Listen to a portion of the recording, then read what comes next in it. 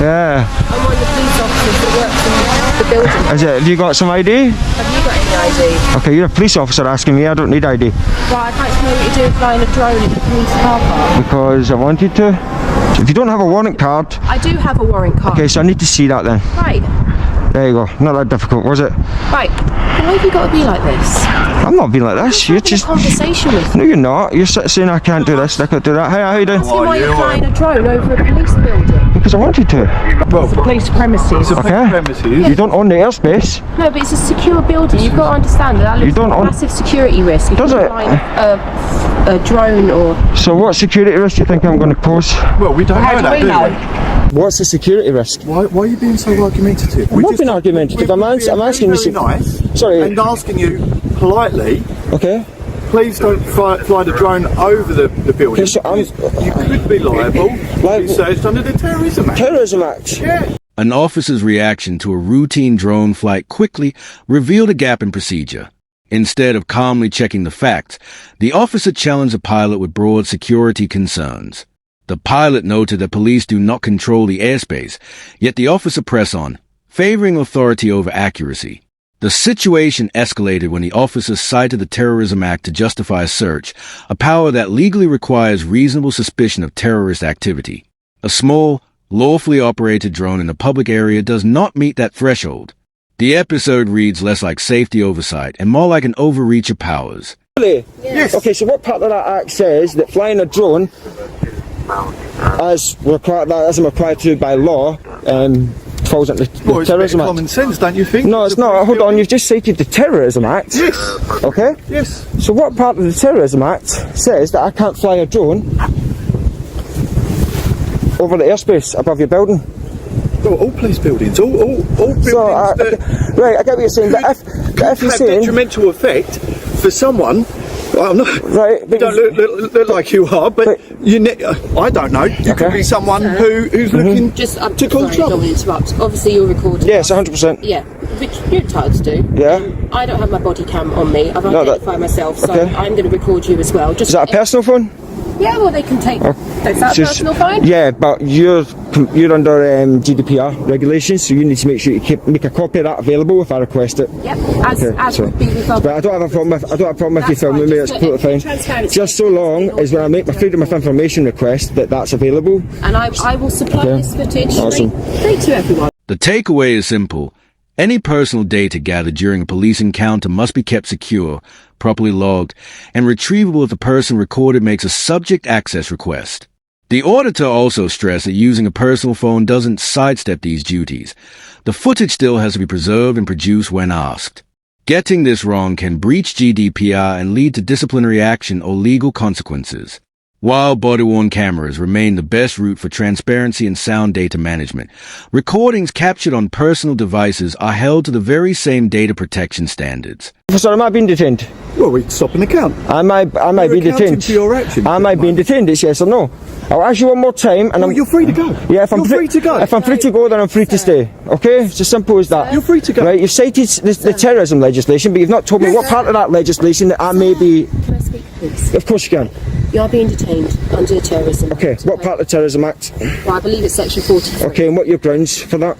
You're flying a drone. You've been very obstructive to us. Okay. I'm trying to have a conversation. Is that grounds? I'm trying to give you. No, you stop. You're infringing on my rights at the moment. Can I please? Okay, and you're misusing legislation, and you're going to make yourself party to a civil claim, and then there'll be professional standards Well, involved. I would rather be safe than sorry. You're flying an aircraft over a police Correct. building. Technically, I didn't go over the police building. No, I won't let you finish because you're infringing on my rights at the moment. Ferguson. I'm based at Bow Mounted Branch Stables. I've shown you my warrant card yet again because obviously you're going to want to see it again. There is my warrant card. Okay, I've told you you're being searched. You're not talking about being searched. Right, you're detained. You're unlawfully searching me. I'm not unlawfully. You're unlawfully searching me. Why are you grabbing me like that?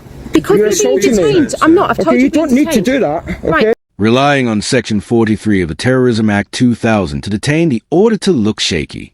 That power only applies when officers have reasonable grounds to suspect terrorism, and neither a routine drone flight nor perceived uncooperativeness comes close to that bar. The legal test appears to have been misunderstood, especially after one officer said the individual was free to leave, only for another to reverse course without solid justification. What followed wasn't careful policing. It reads as an impulsive bid to reassert control when challenged by someone who knew their right. You have messed up big time. And this shows you all... We're just doing our job, sir. No, you're not. You've infringed on my rights and you've misused the legislation. Well... No, we haven't. Yes, you have. Absolutely. What part of Section 43? I'm not going to explain it. No, because you can't explain it and you've not explained it. I'm not going to You've explain abused it the legislation, mate. You're just being a complete idiot. But you know what? Keep doing it, because it will be the exact same way with Section 44 and it will get repealed. And as I say, you guys have had it bad enough already. You're not making it easier on yourself. Over 800 officers being investigated. What's that got to do with your drone being flown Because what I'm saying is, yeah, you had an opportunity to come up to me and have a decent conversation. We tried. And we could have educated you. We tried. But you've decided to misuse the legislation. We tried. You've not listened to a word I've said. Tried. And you've abused my rights. From the moment I arrived. No, because you came out with Section 43 return. And this is where we are. Nah, you misused the legislation. And as you can see... Absolutely not. Yeah. Well, that could be any website. It's from the CAA, so it's fine. I don't know what it's that fine, is. because see when a civil claim goes in... This episode is troubling and shows a gap in how some officers handle drone matters. When the auditor calmly pulled up the official CAA webpage confirming the flight was allowed, the officer brushed it off with, "That can be any website," and added, "I don't know what that is." Detaining someone over drone use while not recognizing the UK's airspace regulator points to a serious training failure. Instead of checking the facts or taking credible information on board, the officer dismissed it because it contradicted his assumptions. That choice led to actions that interfered with the individual's rights. That'll be used in evidence to show that what I was doing was perfectly legal activity. The drone's under 250 grams. And I've got my operator ID with on the drone. We would do exactly the same if we were police officers. When she came up and interrupted me from flying the drone, I said to her, "I'm flying an aircraft, give me a minute and I'll land it," and I landed it straight away, did I not? There you go then. So I know what I'm talking about. You don't. You haven't got a clue. What about all these private... Where's my ID? Let me go. You're going to get your ID in a second. What about all the private windows? Sorry. The reason that you were stopped isn't because you're flying the drone. Yes, it was. No, it's on camera. It's not. Well, so what is it then? Oh my God. You're not listening. So I says to you, if I go out the pavement and fly my drone from there, is that okay? And you went, no. Is that not what I said? Is that not what I said? Is that not what I said? If that's the case, I'll go out on the pavement over there and I'll bring the drone back up and put it back over your building. Why would you do that when we've just explained the reasons why? Is that not what I said? You're clearly not going to let me... No, because you're chatting nonsense. I'm not... You're havering. You're not free to stay because this is... Why am I not? If I'm free to go, I'm free to stay. This is private property. Okay, so close it off then. I've got an implied right of access. No, you don't. Section 33 of the Criminal Justice Act, 1972, gives me an implied right of access here. Police stations exist to serve the public, and their car parks are often intended for visitors, people seeking help, filing reports, or attending appointments. Unless access is clearly restricted by signage or physical barriers, the public generally has implied permission to enter under legislation such as the Criminal Justice Act 1972. Simply calling the area private property without evidence or visible notices doesn't remove that access. In this case, the officer offered no proof or sign to back the claim, suggesting a misunderstanding of the rules. The auditor was right to hold their ground. Areas of police property that are open to the public don't become off-limits just because someone says so. Public car park. For all you know, I could have a car in here. It's not a public car park. But why is it open to the public? Because I've told Where does you. it say no Sir, entry? I've told Where you is your you have to have gate? emergency Jog access on. for the See you later. residents. You're going to leave before I do. You please go now. Or else what? Otherwise, I will use usable force to escort you off the private property. And if you do that, that's fine. I will not resist. I will not fight back. Okay. But then you'll have another civil claim. No, because it will be reasonable. Do you want a bet? Listen, 100%. You're so angry. Because look at the state office. These have used Section 43 illegally to stop and search me illegally. At the very beginning. If that was me... Don't touch my stuff. Don't touch my stuff. Can you Put take it your back. phone, please? No, put it back on the floor. Right, We'll we're take- going. we'll take Come it on, this side then. we're going to leave. We're going, sir. Thank No, you. Right, that's using reasonable force, to escort yeah. you off private property. It's not private property. Who It owns is the police? private Who pays property. for the police? Not you. No, actually I do. My taxes pay for the police. Okay. So I'm going to go on the pavement and I'm going to lift my drone up there. Then what? Then what are you going to do? I'm now on public, aren't I? So I stand on the pavement. What are you going to do then? Please go. No, I'm not going anywhere. Okay, you can stay here, but you're not flying your drone over the... Do you want to bet? Do you want to bet? Yes. After a stop and search under the Terrorism Act, the reasonable step would have been to admit the mistake and stand down. Instead, even after confirming no offense had been committed, officers said, "You can stay, but you're not flying your drone over the premises." With no lawful basis to impose a flight ban, it looked like an attempt to retain control rather than follow the rules. Once a detention was shown to lack grounds, their position was already weakened. Adding fresh limits despite acknowledging his conduct was lawful only deepened the misjudgment. What you think that? You're being very rude. What law, what power are you going to try and enforce then to stop me flying my drone perfectly legally? You don't even know the legislation. You've not got a clue. Well, why are you being like this? Because you've illegally stopped and searched me under 43. It's absolute common sense. It's not common sense. Fly Listen, a drone over a government building because of security reasons. Let me just all I inform know, you something. you could So be you keep going talking back over me, you to- muppet. Shut up. Shut up. How about You that? could be Shut your going mouth. back Shut to up. a terrorist Shut up. organisation, for Shut all up. I know, Okay. to give them Okay. information about certain buildings. So do you suspect So me it of being a makes terrorist? perfect Do sense. you suspect me of being a terrorist? Well, maybe. Do you? You've already Yes. searched me. Did I allay your fears? Maybe, because you're adamant that you want to put your drone Yeah, above I am building. adamant because it's a perfectly legal act. Suggesting the auditor might pass information to hostile actors is a weak claim. In an era of Google Earth and Street View, anyone can access detailed aerial and street-level images of most UK buildings with a few clicks. A hobby drone doesn't create a unique risk in that context. Leaning on this argument ignores readily available public imagery and misses a real issue. The stance reads less like a safety concern and more like an after-the-fact justification.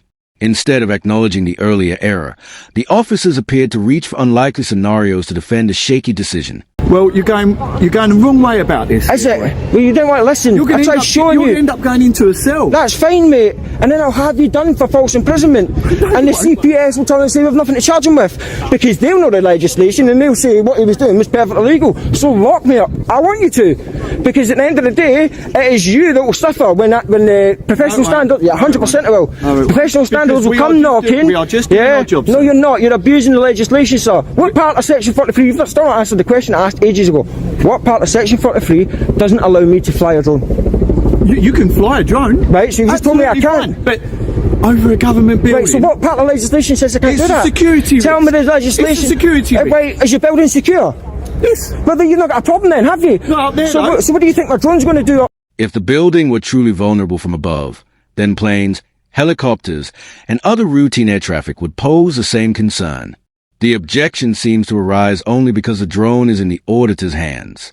Buildings are not designed to block overhead views, and treating a small, lawful drone as a special threat looks more like a control measure than a safety one. In reality, there was no credible risk to the site. The shifting explanations, offered after the initial ground fell away, read as inconsistent justifications to halt the flight rather than a response to a genuine security issue.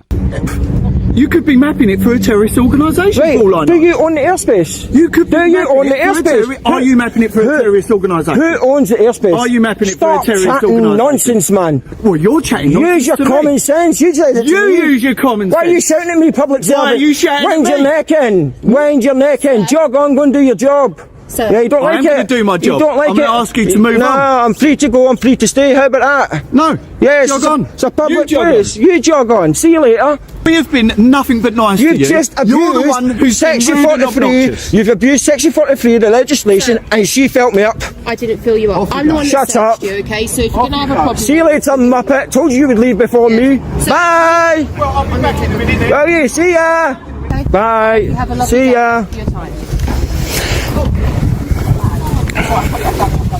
From the first contact to the final exchange, the encounter was mishandled. Officers detained the auditor under the Terrorism Act without meeting the test for reasonable suspicion, then missed the opportunity to step back once no offense was found. Instead, they tried to bar any further drone flights despite having no lawful basis to do so. At one stage, an officer suggested the footage could aid hostile actors, an argument that overlooks widely available imagery from tools like Google Earth and Street View. The auditor also opened the official CAA webpage showing the flight was permitted, but the officer dismissed it and acknowledged not recognizing the regulator. That knowledge gap raises serious questions about enforcing drone rules. Rather than engaging with verified information, the response leaned on shifting, weak justifications. This was not about safety, it was about asserting control.